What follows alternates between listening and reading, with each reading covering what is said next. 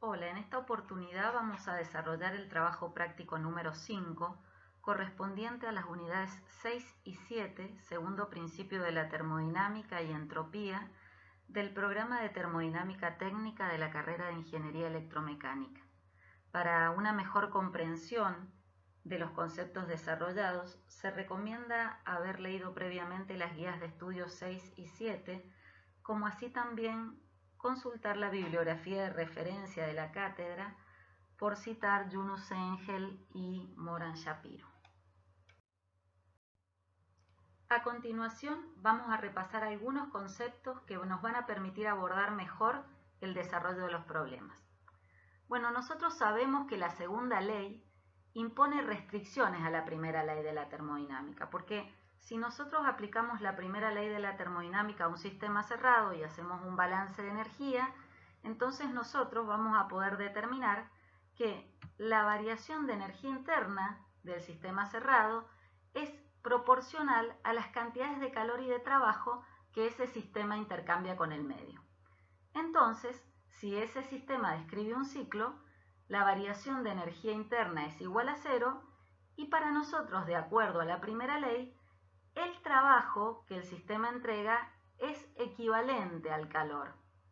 Sin embargo, la naturaleza impone una dirección en los procesos y según estas imposiciones de la naturaleza nosotros sabemos que es posible transformar todo el calor en trabajo de un sistema, pero es imposible que ese calor que tiene el sistema se transforme íntegramente en trabajo. De alguna manera y con un ejemplo simple, si pensamos en una piedra que está rodando o cayendo por la ladera de una montaña, sabemos que toda esa energía cinética y potencial y toda esa energía elástica se pone o se transfiere en forma de calor y se disipa al entorno. Sin embargo, es imposible pensar que una piedra que está en reposo, que se está enfriando a la intemperie, pueda transformar esa cantidad de calor que transfiere en energía cinética que después sirva para poner en movimiento la piedra. Es decir, cada vez que nosotros queremos producir un fenómeno que no es espontáneo, como esto de obtener trabajo a partir de la absorción de calor, va a ser necesario construir un dispositivo que lo haga posible y ese dispositivo tiene que utilizar una fuente de energía. En sentido teórico, ese dispositivo nosotros lo representamos como una máquina térmica. La máquina térmica es un dispositivo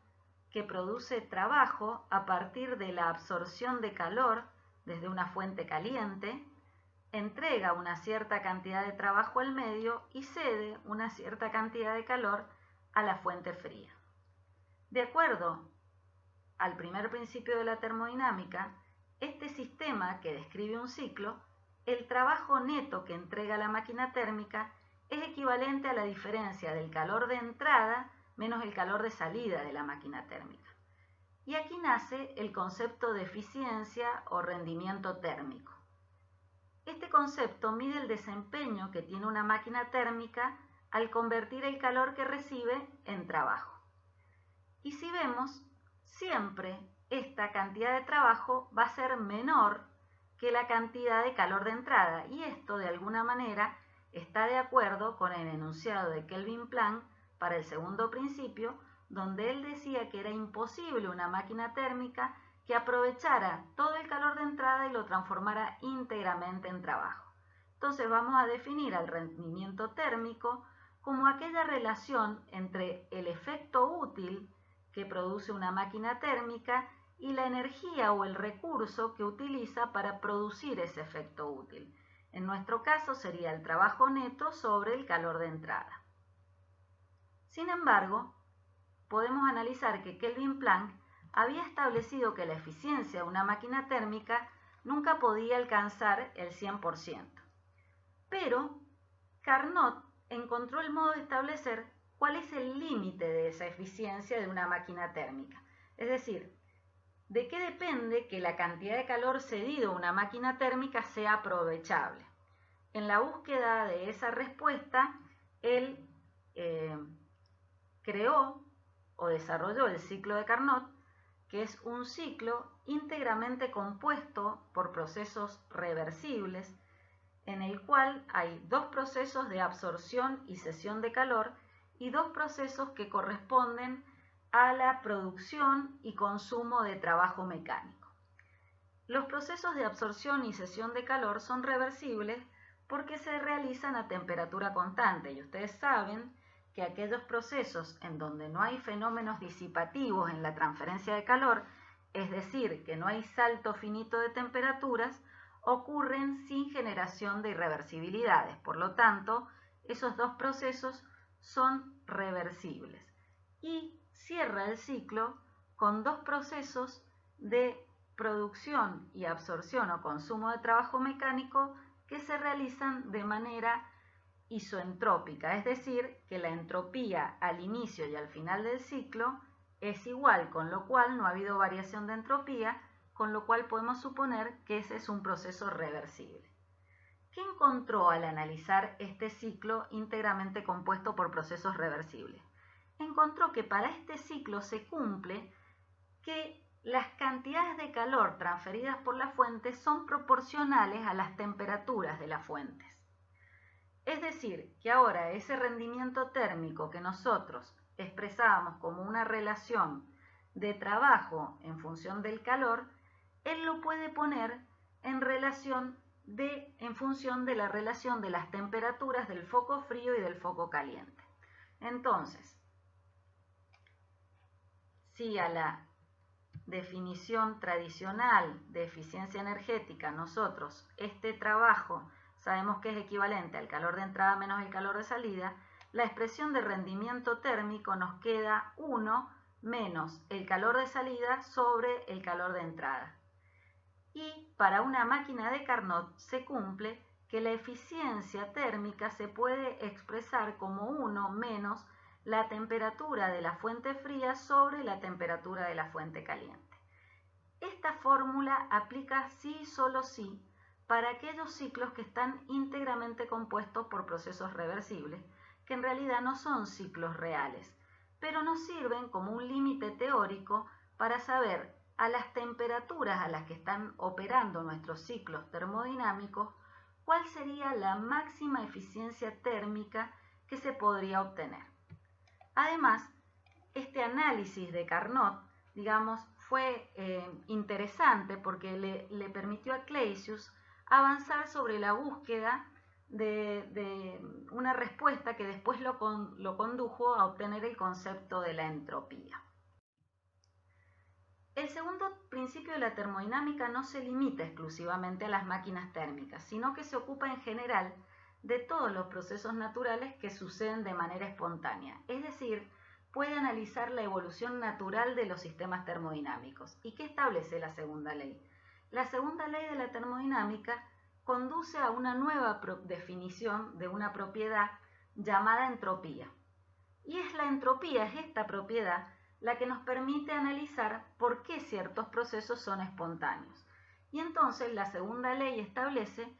que son espontáneos aquellos procesos que ocurren cuando la cantidad total de entropía aumenta. Es decir, todos los procesos espontáneos que son reales son irreversibles. Aquí vamos a definir como cantidad de entropía. La cantidad total de entropía, es decir, la variación de entropía del universo, es igual a la variación de entropía del sistema más la variación de entropía del medio. La segunda ley de la termodinámica establece que la variación de entropía del universo es igual a 0 para aquellos procesos reversibles. Sabemos que en los procesos reversibles, las propiedades de un sistema nunca difieren de las de su entorno más que en una cantidad infinitesimal. Que también los procesos reversibles son cuasi estáticos, es decir, infinitamente lentos, y que carecen de efectos disipativos. Es decir, aquellos procesos reversibles son, por ejemplo, si las propiedades del sistema nunca están más que a una diferencia infinitesimal de su entorno, la transferencia de calor en un proceso reversible debería darse a temperatura constante, o una cantidad de diferencia infinitesimal tal y como lo presupuso en su ciclo Carnot. También son procesos que carecen de efectos disipativos. Acuérdense que todos aquellos que habíamos definido como variación de presión, expansión de un gas, es decir, variación de volumen, transferencia de calor con diferencias finitas de temperatura, es decir, todo lo que implique un salto de temperatura, un desequilibrio de temperatura, un desequilibrio mecánico, es decir, un salto de presión, procesos de viscosidad, procesos de fricción, todo aquello que implique una variación en la composición induce a la generación de irreversibilidades adentro del sistema y esas irreversibilidades hacen que aumente la entropía del universo. Es decir, la variación de entropía del universo es mayor que cero en los procesos irreversibles. Entonces aparece esta nueva función termodinámica que es la entropía, que es una variable de estado, que es extensiva porque depende de la masa, se la puede expresar por unidad de masa como Joule por kilogramo Kelvin o kilojoule por kilogramo Kelvin. Y esta función termodinámica está asociada a la probabilidad de que un determinado estado ocurra en un sistema. Y dice que aquellos más probables son los que ocurren con producción de entropía. Clausius analizó un ciclo termodinámico y lo dividió en una cantidad finita de ciclos reversibles y analizó que cuando este ciclo termodinámico se llevaba a cabo de manera reversible o internamente reversible, la integral cíclica de las cantidades de calor transferidas a las temperaturas a las que ese calor se estaba transfiriendo, esa integral cíclica le daba igual a cero. Y entonces, ¿qué estimó él? Dijo, bueno, si esta cantidad integrada cíclicamente me da cero, quiere decir que no depende de la trayectoria, sino que es una función de estado, es decir, una diferencial exacta. Es decir, que depende del estado inicial y final. Es decir, que estas cantidades, es decir, estas cantidades de calor transferidas a las temperaturas de frontera a las que se realiza la transferencia, son una propiedad termodinámica que él definió como entropía. Es decir, que la variación de entropía de un sistema reversible es equivalente a las cantidades de calor transferidas a las temperaturas a las que ese calor está siendo transferido. Si evaluamos esta definición de variación de entropía, vemos que como la temperatura es siempre mayor que cero, el signo de la variación o el sentido de la variación de entropía siempre va a ser el mismo que el sentido de la transferencia de calor. Acuérdense que nosotros decíamos que el calor es como el dinero, que cuando ingresa al sistema es positivo, por lo tanto, en un sistema al que ingresa calor, la variación de entropía será positiva, mientras que a un sistema desde el que sale calor, la variación de entropía será negativa. Entonces, ¿qué podemos decir?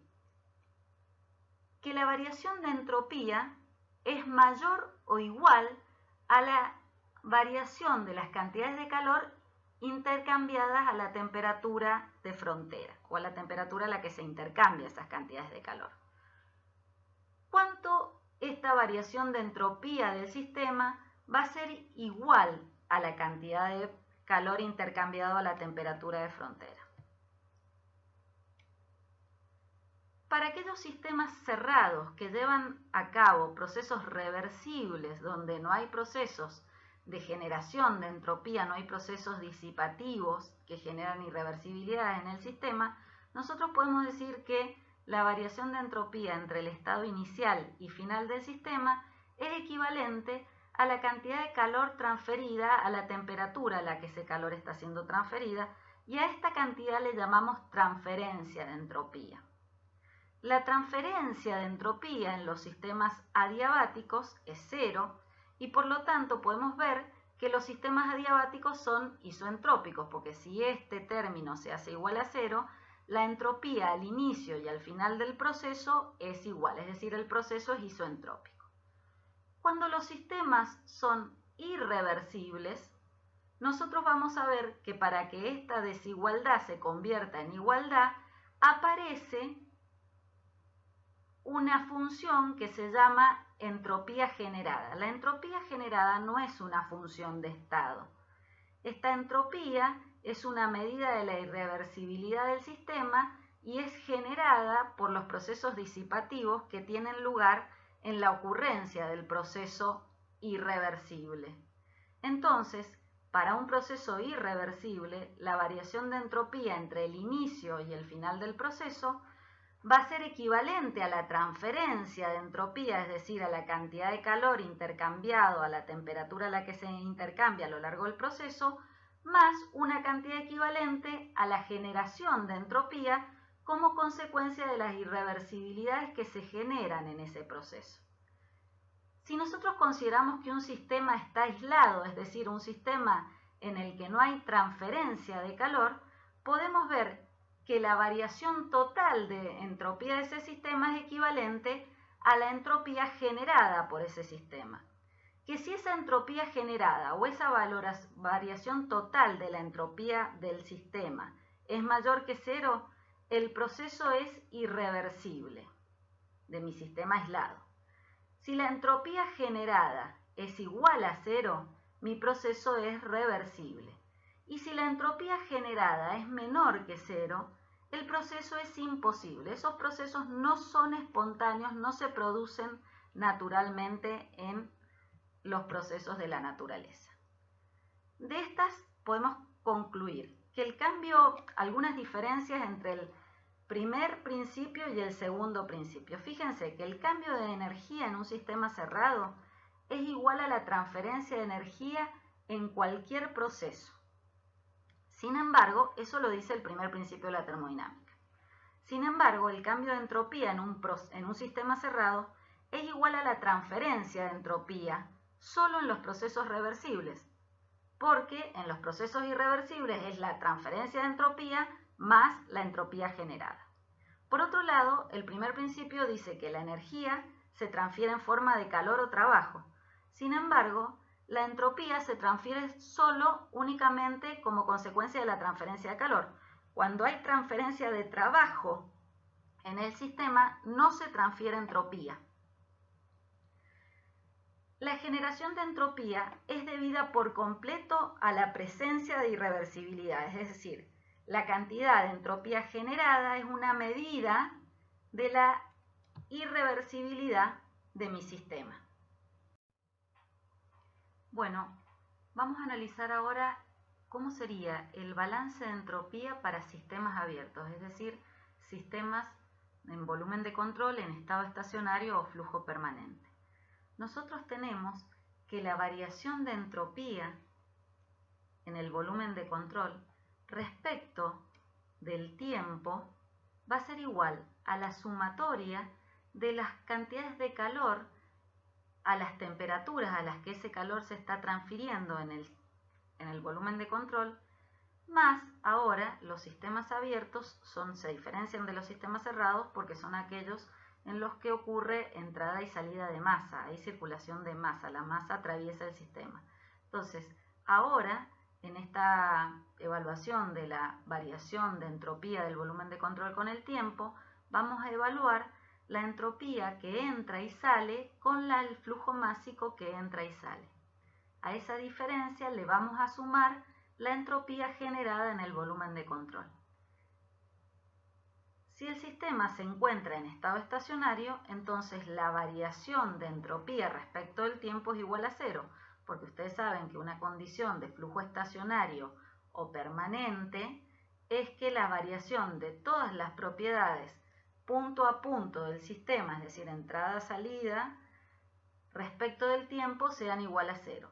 Entonces, en condición de estado estacionario, yo puedo decir que la variación de entropía en el volumen de control respecto del tiempo es igual a cero y es igual a la sumatoria de los calores transferidos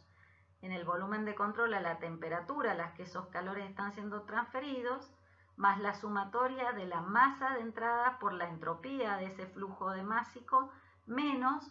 la cantidad de entropía que sale con la masa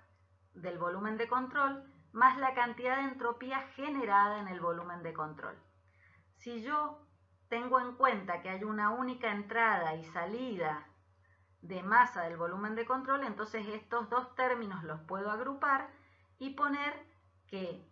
la variación de entropía en el volumen de control en estado estacionario respecto del tiempo es igual a 0, que es igual a la sumatoria de los calores transferidos a las temperaturas a las que esos calores se transfieren, más el producto de la masa por la diferencia de entropía entre la entrada y la salida del volumen de control, más la entropía generada en el volumen de control. Si yo despejo ahora la diferencia de entropía entre la entrada y la salida, o la condición de salida y de entrada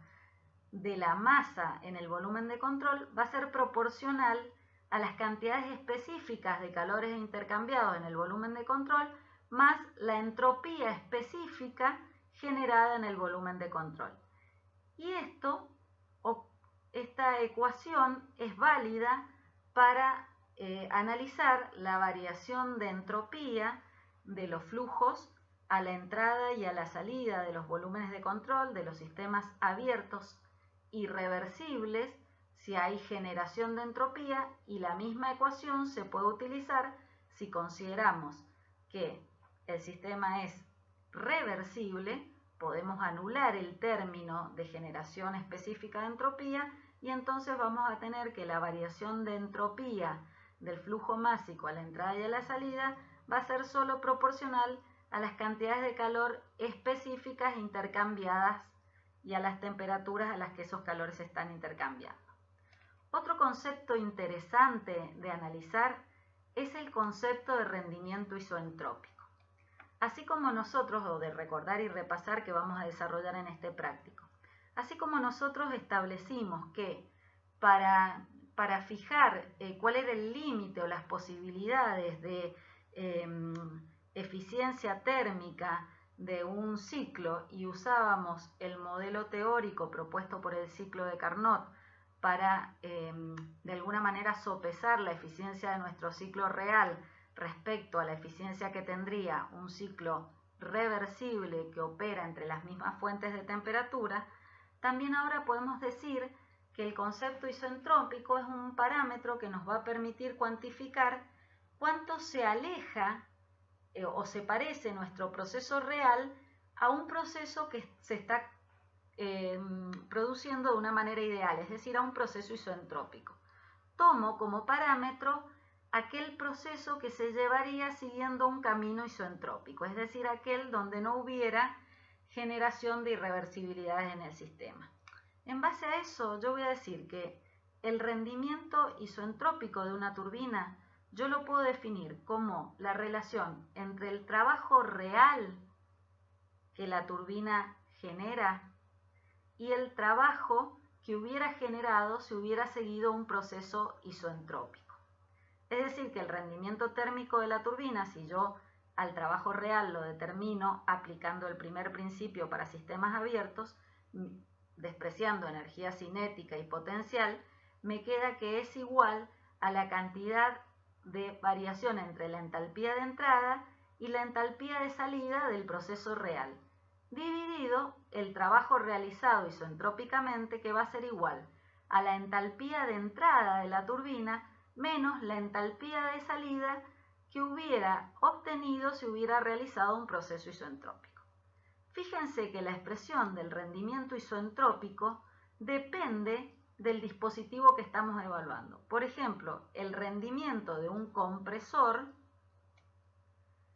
va a ser igual, el rendimiento isoentrópico de un compresor lo vamos a calcular como la relación entre el trabajo isoentrópico del compresor sobre el trabajo real que consume el compresor. ¿Por qué acá se da vuelta en relación a la turbina? Fíjense que al igual que nos pasaba con la eficiencia térmica que establecía el ciclo de Carnot, que era máxima, el rendimiento o el trabajo que puede consumir o generar un dispositivo volumen de control de flujo estacionario es máximo cuando su comportamiento es isoentrópico. Y como los rendimientos siempre dan menores que 1, si lo analizamos para la turbina, el trabajo real que va a producir la turbina es siempre menor al trabajo isoentrópico que hubiera podido producir. Mientras que para el caso del compresor, si hubiera operado en un proceso isoentrópico, es decir, sin producción de irreversibilidades, el trabajo que hubiera consumido hubiera sido mínimo, mientras que el trabajo que consume en el proceso real es mayor que el trabajo isoentrópico. Entonces, como los rendimientos siempre tienen que ser menores que 1, ponemos en el denominador aquel trabajo que consideramos que va a ser mayor, ya sea el trabajo producido por la turbina, que es mayor en condición de trabajo isoentrópico, o el trabajo consumido por el compresor, que va a ser mayor en la condición de desarrollar un proceso real. Bueno, ahora vamos a iniciar el desarrollo de los problemas. El primer problema dice que tenemos una máquina térmica que trabaja entre dos temperaturas, una fuente caliente, una temperatura de fuente caliente de 300 grados Celsius y una temperatura de fuente fría de 100 grados Celsius, que a esta máquina térmica le entregamos una cantidad de calor, Q1, equivalente a 100 kilocalorías, y que la máquina entrega un trabajo de 50.000 Joule. Y nos pide calcular el rendimiento de la máquina térmica, el rendimiento máximo que podría llegar a tener esa máquina térmica y el calor que se pierde en la fuente fría. Lo primero que vamos a hacer es caracterizar nuestro sistema. Entonces, nuestro sistema es un sistema ideal porque la máquina térmica es un concepto teórico que yo uso para hacer un análisis, un sistema simple compresible, es cerrado porque a mi sistema, que es la máquina térmica, solamente entra calor, solamente transfiere mi sistema calor y trabajo, de los límites del sistema no entra ni sale masa. Puede ser homogéneo o heterogéneo dependiendo del estado de agregación en la que se encuentra el fluido que desarrolla el ciclo. Puede ser monocomponente o multicomponente, también en este caso, como es una conceptualización teórica, dependiendo de la naturaleza del fluido de trabajo. Si el fluido de trabajo que lleva adelante el ciclo es aire, va a ser multicomponente. Si es agua o vapor de agua, va a ser monocomponente. ¿Cuáles son los límites de mi sistema? Los límites de mi sistema son imaginarios porque son teóricos, es un sistema diatérmano porque no está aislado, por lo tanto puede intercambiar calor,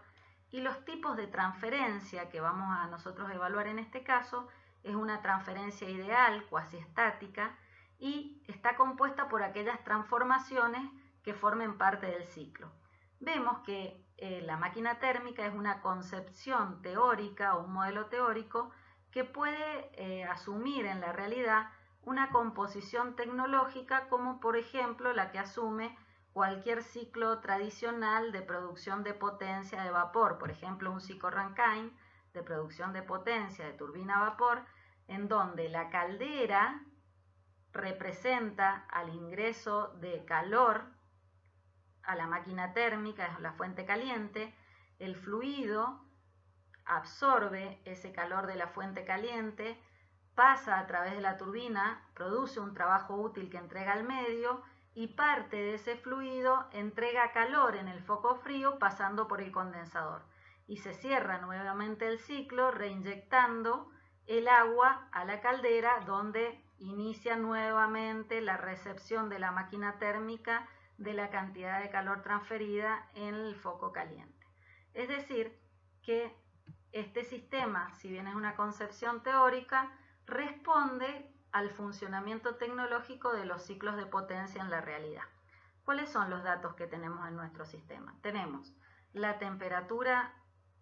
del foco caliente, la hemos pasado a Kelvin porque recuerden que todos aquellos procesos termodinámicos para operar con las ecuaciones del modelo de gases ideales y los balances de energía siempre nos conviene trabajar en Kelvin. Tenemos también el dato de la temperatura de la fuente fría, tenemos el dato de la cantidad de calor que entra a la máquina térmica y también tenemos el dato de la cantidad de trabajo producido o entregado por esa máquina térmica. Bueno, ¿cuáles son las incógnitas de este problema? Me pide el rendimiento de la máquina térmica, el rendimiento máximo que podría llegar a tener una máquina térmica reversible que opera entre los mismos focos de temperatura y que calcule la cantidad de calor que se pierde en la fuente fría. Si yo pienso que en un ciclo se debe transferir una cierta cantidad de calor a una fuente de baja temperatura, de acuerdo a la limitación que impone el enunciado de Kelvin-Planck, esto implica que no toda la energía térmica entrante se transforma en trabajo. Entonces, a la cantidad de energía entrante que se transforma en trabajo neto se la conoce como eficiencia energética. De manera genérica, yo podría decir que la eficiencia térmica se define como la salida deseada de mi proceso sobre la entrada de mi ciclo termodinámico sobre la entrada requerida. Para una máquina térmica esto es equivalente a decir que la salida deseada o el efecto que yo quiero producir es la producción de trabajo neto y que el recurso que estoy utilizando para producir ese efecto deseado es la cantidad de calor que entra en la fuente caliente. Si yo aplico primer principio de la termodinámica, balance de energía a un sistema cerrado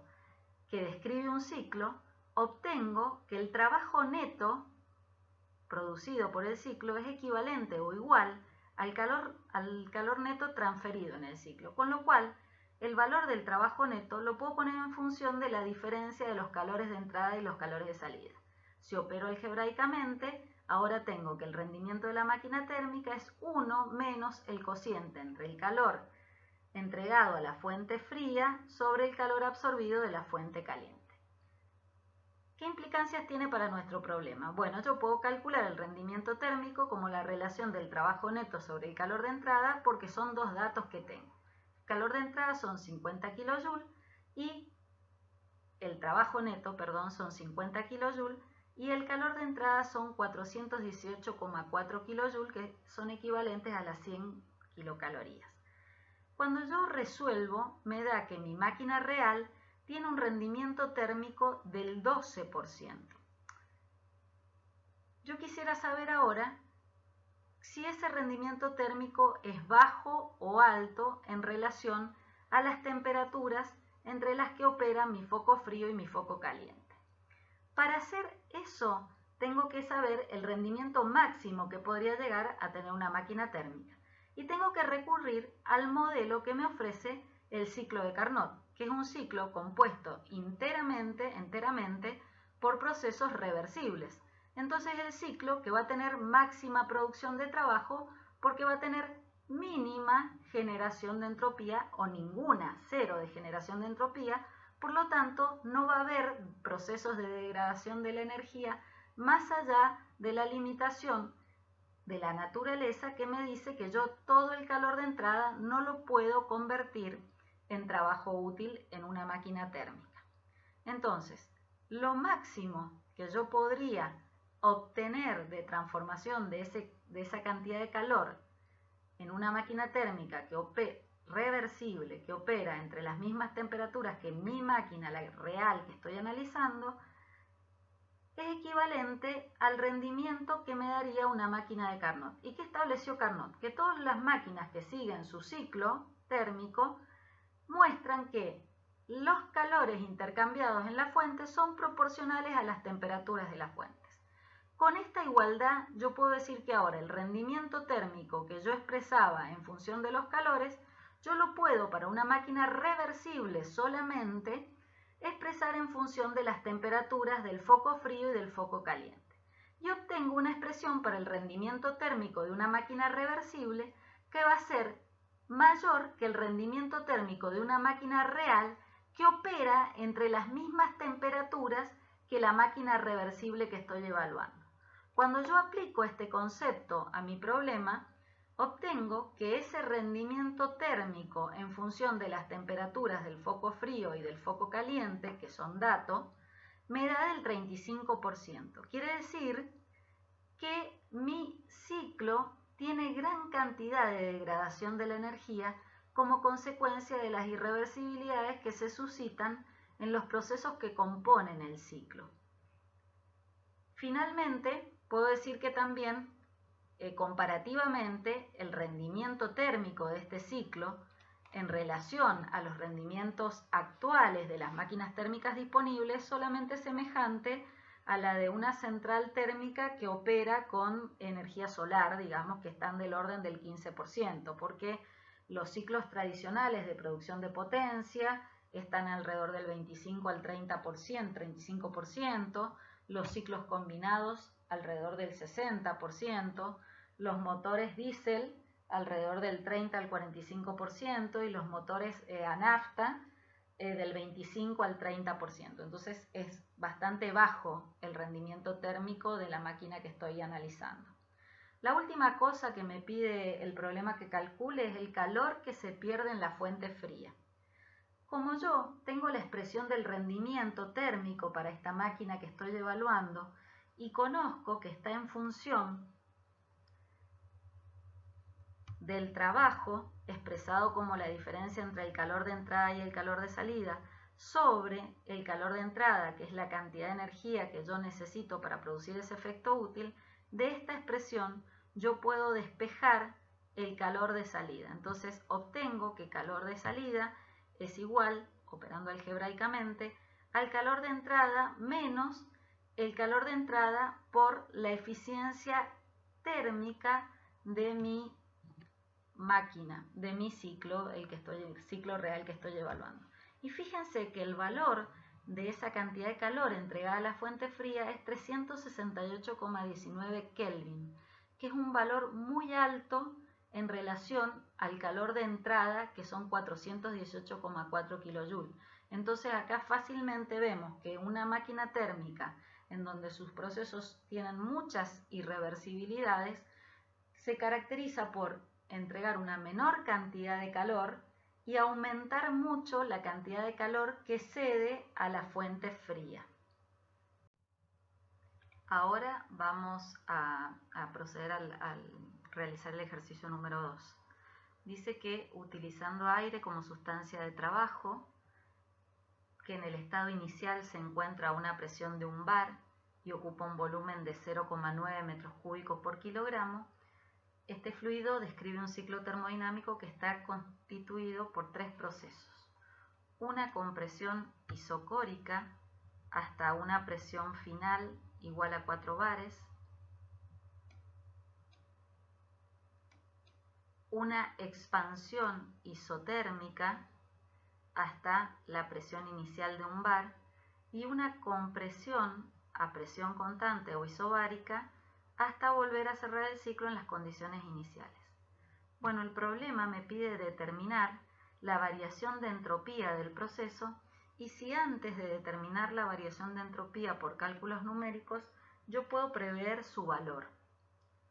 Si yo caracterizo este sistema, este es un sistema ideal porque es una máquina térmica, yo no identifico, es un modelo teórico, una conceptualización,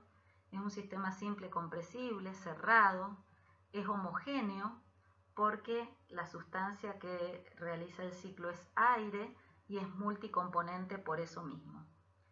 Los límites de mi sistema son imaginarios ya que son teóricos. El sistema es diatérmano porque no está aislado, por lo tanto puede intercambiar calor. La transformación puede ser de tipo ideal o real, yo lo voy a evaluar. Y las transformaciones que componen el ciclo son de 3 tipos. La transformación 1,2 es isocórica, la transformación 2,3 es isotérmica y la transformación 3,1 es isobárica. Si yo identifico cuáles son los datos de mi problema, tengo que la sustancia de trabajo es conocida, es aire, la presión en el estado inicial y el volumen en el estado inicial son conocidos y también la presión en el estado 2. Después me pide calcular la variación de entropía del proceso y si yo puedo conocer el resultado de la variación de entropía sin hacer cálculos numéricos. Entonces lo primero que yo tengo que hacer es calcular la variación de entropía en el proceso de transformación isocórica del estado 1 al estado 2. Evaluar los cambios de entropía. A partir de la definición de entropía, ¿se acuerdan que nosotros habíamos definido la variación de entropía en un sistema o en un proceso internamente reversible como la cantidad de calor transferida a la temperatura a la que ese calor se transfiere? Pero hay que conocer el calor porque el calor no es una función de estado y hay que integrarlo a través de la trayectoria que sigue de transferencia. Entonces se busca un modo de calcular la entropía en función de otras propiedades de fácil determinación para una sustancia simple, pura y compresible que desarrolla un proceso internamente reversible. En este análisis no se consideran ni la energía potencial ni la energía cinética. Entonces, el operando, reemplazando en el primer principio de la termodinámica las consecuencias del segundo principio, surgen dos ecuaciones a las que denominamos ecuaciones T diferencial S, que me permiten expresar las variaciones de entropía en función de la temperatura y el volumen o en función de la temperatura y la presión como una relación con otras variables termodinámicas conocidas y que sí son función de estado, como son la temperatura y el volumen o la temperatura y la presión, o también, como veremos acá, el volumen y la presión. Estas integrales, si nosotros consideramos los calores específicos aproximadamente constantes en el rango de desarrollo de las temperaturas, podemos considerar que la integración de estas ecuaciones nos da que la variación de entropía entre el estado final e inicial de un proceso es equivalente al producto del calor específico a volumen constante por el logaritmo de la relación de las temperaturas entre el estado final e inicial más la constante particular de los gases por el logaritmo del volumen específico en el estado final dividido el volumen específico del estado inicial. Lo mismo en el análisis para la variación de entropía entre el estado final y el estado inicial puesta en función de temperaturas y presiones, donde uso el valor del calor específico a presión constante y el logaritmo de la relación de temperaturas menos la constante particular del fluido con el que estoy trabajando sobre el logaritmo de la relación de las presiones. Lo importante es que nosotros tengamos en cuenta que al aplicar estas ecuaciones para determinar la variación de entropía de un fluido que se comporta como un gas ideal, nosotros tenemos que tener en cuenta que el orden de esta variación, si yo hago la variación del estado final menos el estado inicial, entonces la temperatura del estado final va en la parte del numerador. Si yo hiciera estado inicial menos estado final, entonces la temperatura del estado inicial sería igual que la del volumen inicial, serían las que deberían ir en el numerador. Tengo que ser ordenado respecto a cómo voy a considerar esa variación de entropía, porque no es lo mismo considerar el estado final menos el estado inicial. Cuando la entropía aumenta, eso me está diciendo que si esa operación me dice que la entropía aumenta, quiere decir que en el estado final mi sistema tenía más entropía. Ahora, si yo hago la diferencia entre el estado inicial y el estado final y me da positiva, yo tengo que saber que esa entropía a lo largo del proceso disminuyó. Por eso es tan importante que yo fije claramente y establezca bien en los términos esta diferencia si la estoy haciendo respecto del estado final menos el inicial o del estado inicial menos el final. Estas ecuaciones que vamos a utilizar para evaluar la diferencia de entropía entre el estado final e inicial de un proceso son las derivadas de las ecuaciones T diferencial S. Estas ecuaciones han sido determinadas para procesos internamente reversibles. Sin embargo, dado que están establecidas en función de propiedades termodinámicas, y ustedes saben que las propiedades termodinámicas son solamente función de estado, es decir, del estado inicial y del estado final, entonces, como no son funciones del proceso, estas ecuaciones T diferencial S, si bien han sido establecidas bajo el supuesto de un proceso internamente reversible, pueden ser aplicadas a cualquier proceso, ya sea reversible o irreversible.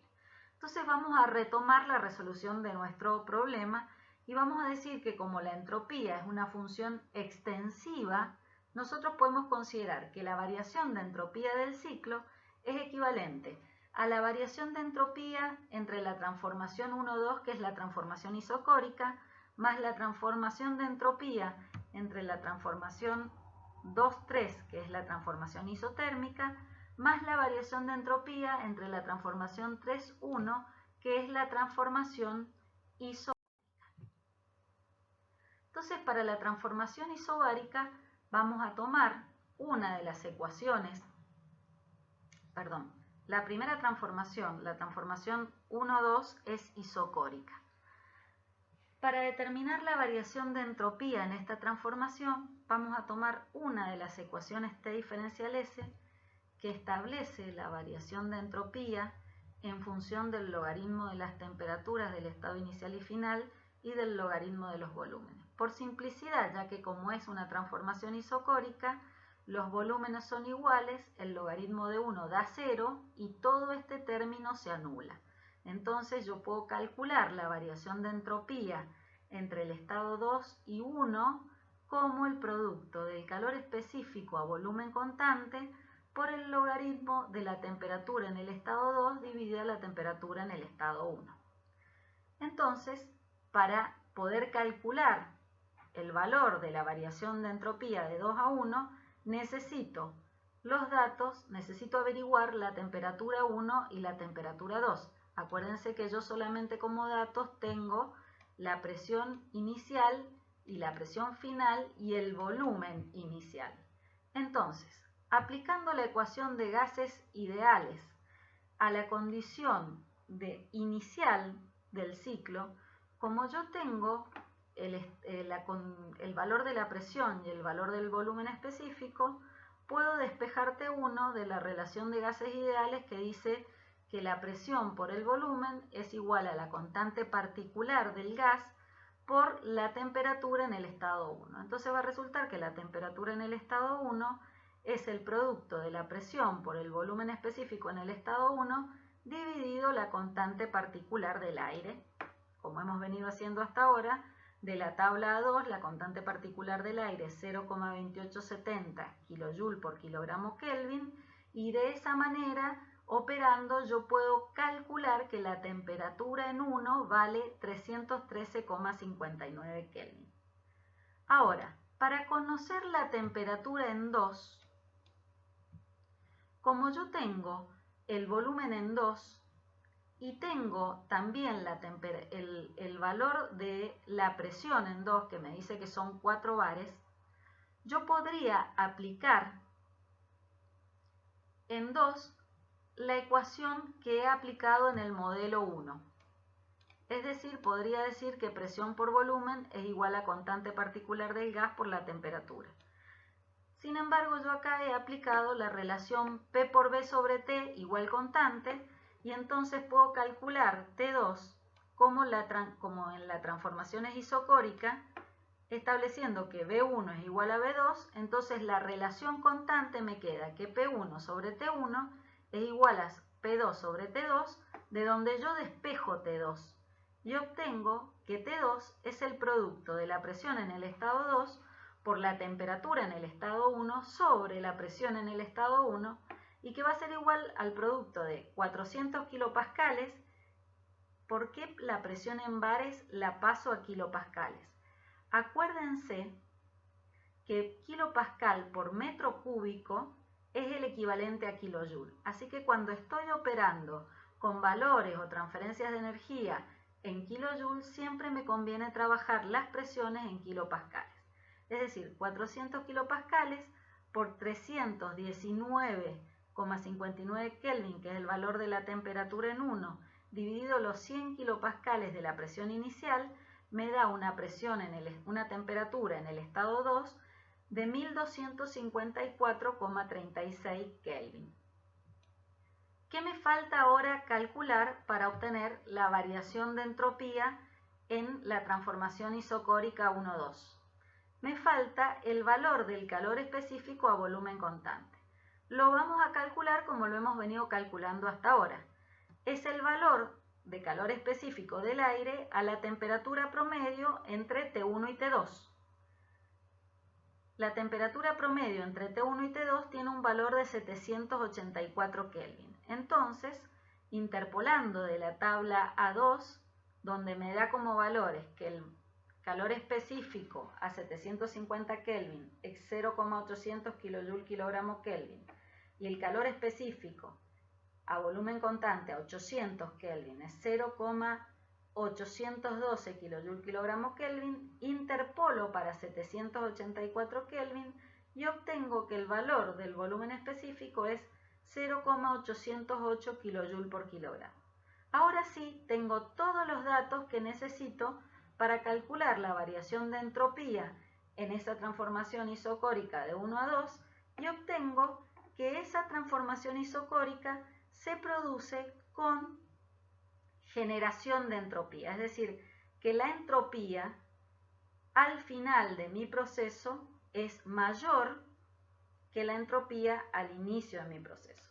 Hay compresión, los procesos de fricción son fuertes, hay salto de presión, hay un montón de procesos disipativos presentes en un proceso de compresión isocórica que dan lugar a que la entropía del estado final sea mayor que la entropía del estado inicial.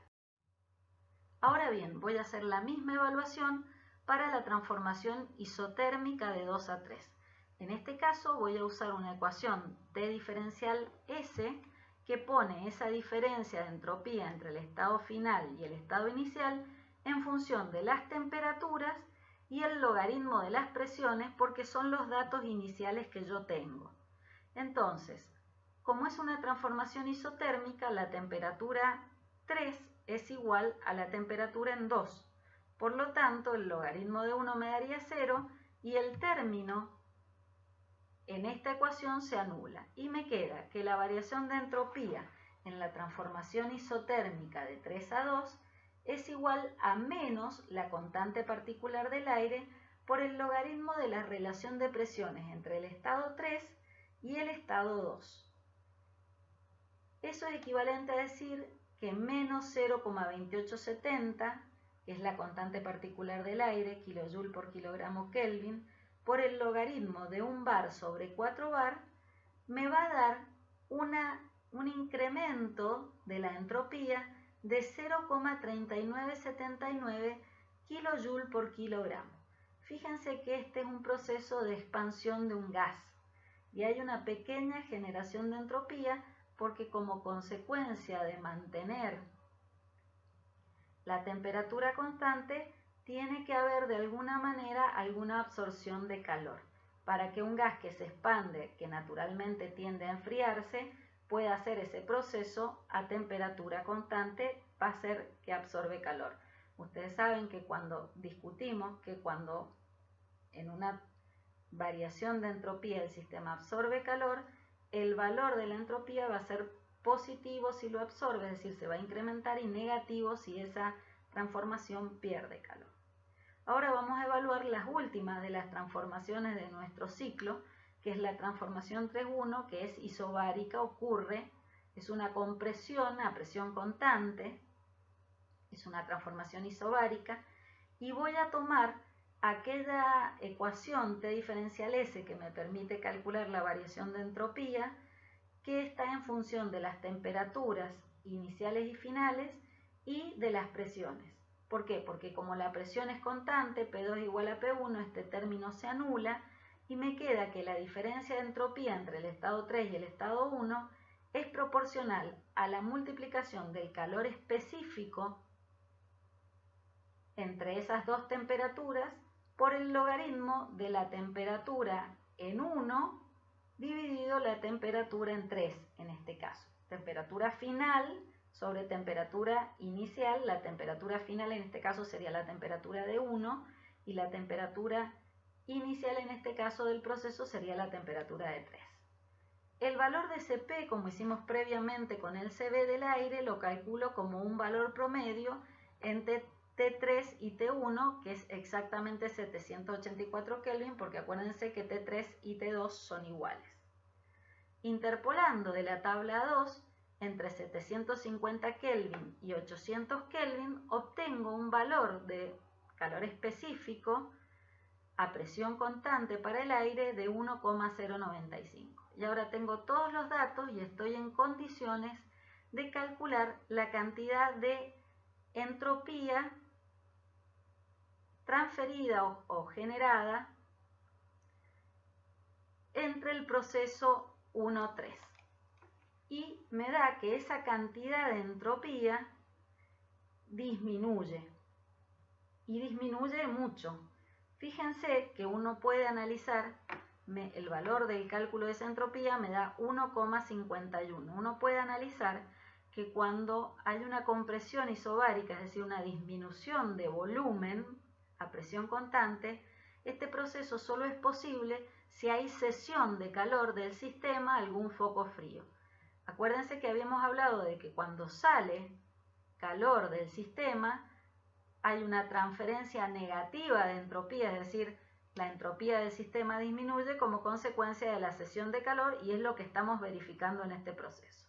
Ahora, si yo dije que la variación de entropía del ciclo era una propiedad extensiva y era equivalente a la suma algebraica de las variaciones de entropía de todos los procesos que componen el ciclo, lo sumo algebraicamente y obtengo que la variación de entropía de un ciclo me da igual a 0, tal y como era de esperar, porque nosotros dijimos que la entropía es una función de estado, es una variable termodinámica, es decir, que no depende de la trayectoria, depende del estado inicial y final, y como en este caso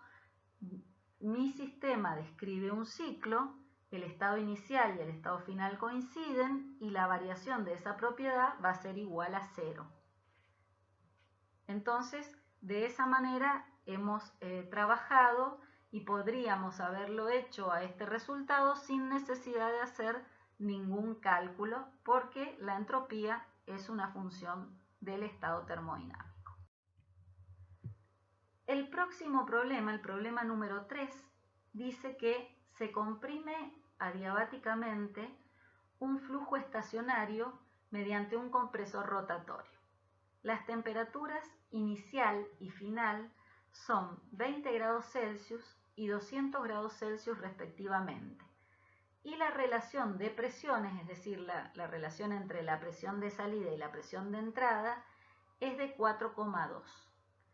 Calcular la temperatura después de la compresión si se comprime aire isoentrópicamente a la misma relación de presión y desde la misma temperatura inicial. Determinar la relación entre el trabajo realizado en la compresión isoentrópica y el realizado en la compresión real, es decir, determinar el rendimiento isoentrópico del compresor. Determinar la variación de entropía específica durante el proceso y representar en un diagrama de entropía específica temperatura. Bueno, vamos a caracterizar nuestro sistema. Tenemos nuestro sistema ahora, es un compresor rotatorio, es un volumen de control, es un sistema ideal, simple, compresible, este es un sistema real, yo lo puedo establecer, es un compresor, simple, compresible, es un sistema abierto, porque es un volumen de control por el que hay circulación de flujo másico, el flujo de masa entra y sale de los límites de mi sistema. Los límites son reales, son fijos, los del volumen de control,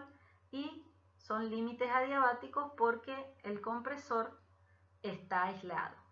La transformación es de tipo ideal y de tipo real, porque yo voy a comparar una transformación de compresión isoentrópica con una transformación de compresión real. Los datos que tengo son que la sustancia de trabajo es aire, que la relación entre la presión de salida y la presión de entrada son 4,2, tengo que la temperatura de entrada del aire al compresor son 293,15 Kelvin y la temperatura salida del proceso real de compresión, el proceso real es aquel que ocurre con generación de entropía, es decir, con irreversibilidades dentro del proceso, la temperatura de salida después de haber realizado un proceso real son 200 grados Celsius, es decir, 473,15 Kelvin.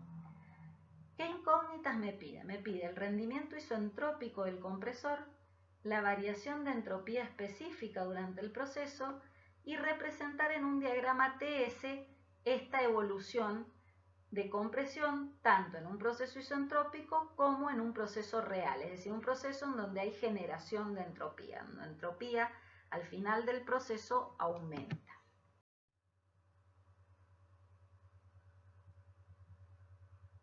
La mayor parte de los dispositivos de flujo permanente se diseñan para operar adiabáticamente.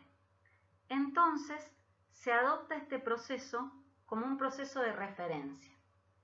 Acuérdense que nosotros, por ejemplo, para establecer cuál era la eficiencia máxima que podía conseguir una máquina térmica reversible, una máquina térmica real que operaba entre dos focos de temperatura, la comparábamos con la eficiencia de una máquina de Carnot, que es una máquina reversible que opera entre los mismos focos. Del mismo modo, los procesos adiabáticos, que son reversibles, es decir, son isoentrópicos, nos sirven como parámetro de referencia para cuantificar cuánto se parece o cuánto se aleja nuestro proceso real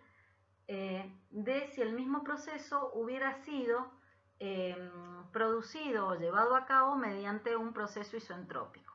¿Por qué les digo que los procesos adiabáticos son isoentrópicos? Si ustedes recuerdan la definición de variación de entropía para un sistema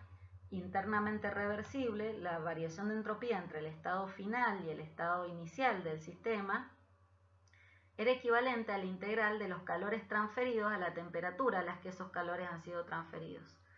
Si el sistema es adiabático, esa transferencia de calor es cero y entonces esa igualdad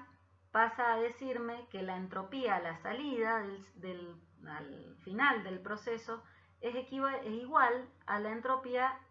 al inicio del proceso, es decir, que no varió el contenido de entropía y por lo tanto no ha habido generación o transferencia de entropía en ese proceso termodinámico.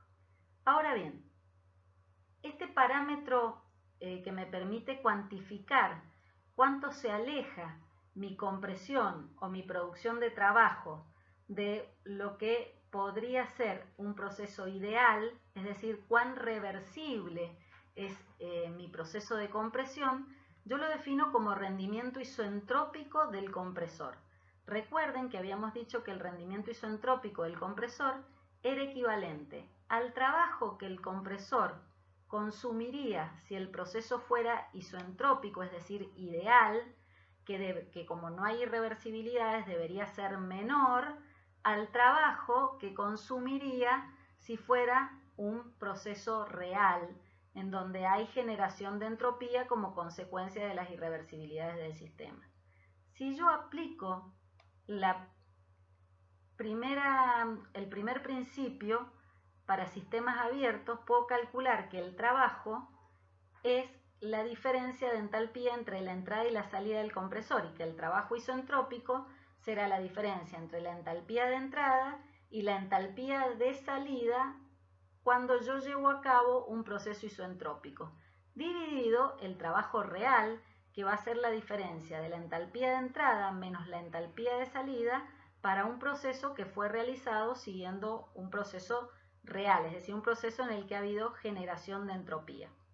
Y como para un gas ideal la variación de entalpía es proporcional al producto del calor específico por la diferencia de las temperaturas entre el estado inicial y final, yo ese rendimiento isoentrópico del compresor lo puedo poner en función de las temperaturas iniciales y finales de cada uno de los procesos. Entonces, si yo evalúo un gráfico TS, donde yo voy a representar la evolución de mi proceso de compresión, fíjense que ese proceso de compresión se va a llevar en el límite de dos isobaras,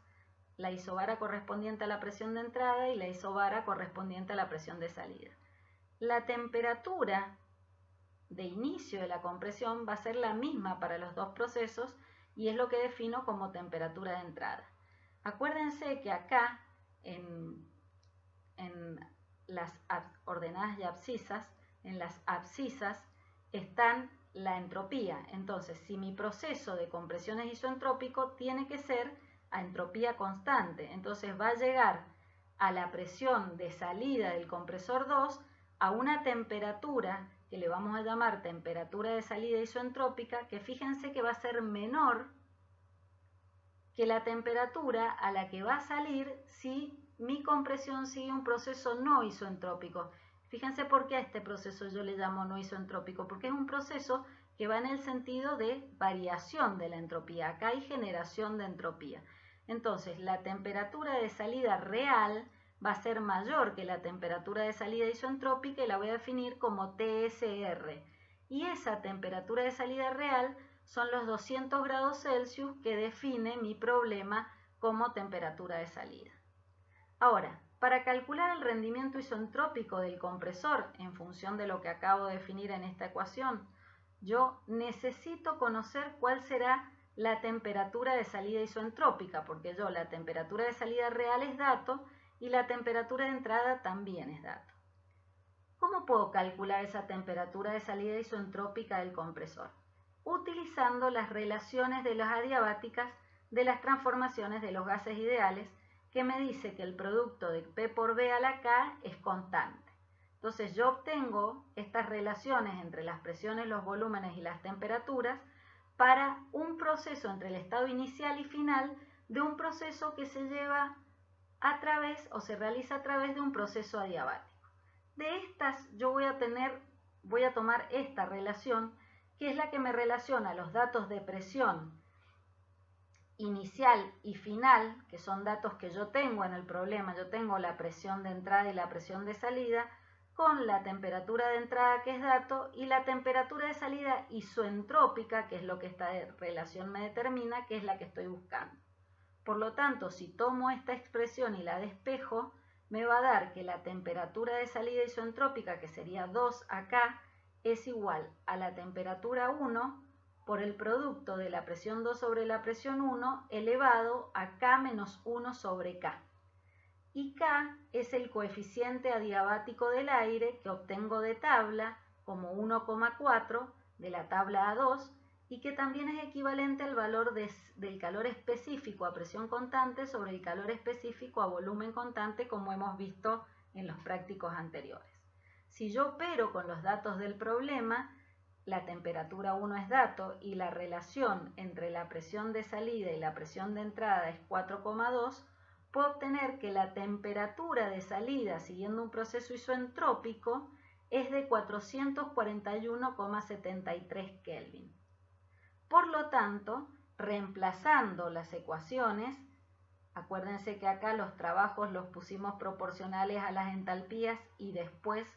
esas entalpías para un gas ideal son proporcionales al producto de los calores específicos a presión constante por la diferencia de las temperaturas entre el estado final e inicial. Reemplazo esos valores en la ecuación y obtengo que el rendimiento isoentrópico de mi compresor es 82,5%. Es decir, que hay aproximadamente un 17,5% de eficiencia que mi compresión ha perdido como consecuencia de la generación de entropía. Ahora me pide determinar la variación de entropía específica durante el proceso de compresión. Entonces voy a determinar para el proceso real la variación de entropía entre el estado 2 y el estado 1. El estado 2 es el estado 2 real y el estado 1 es el estado 1 que está dado como dato de ingreso en el problema. Y voy a tomar aquella ecuación T diferencial S que relaciona la variación de entropía con el logaritmo de las temperaturas y el logaritmo de las presiones. ¿Por qué? porque temperaturas y presiones son datos que, estos son datos que me da el problema y estos son datos que también me da el problema, porque estas temperaturas son para el caso de desarrollo real y el proceso real es el que me indican los datos del problema. Como en otras ocasiones, el valor del CP del aire lo calculo como el valor de la temperatura promedio entre la temperatura de entrada y la temperatura de salida real de mi compresor, que me da 383 Kelvin entre estas dos temperaturas. Interpolando de la tabla 2, me da que el CP promedio, el CP a esa temperatura promedio, corresponde a 1,01 kJ por kilogramo Kelvin, y ahora sí puedo determinar la variación de entropía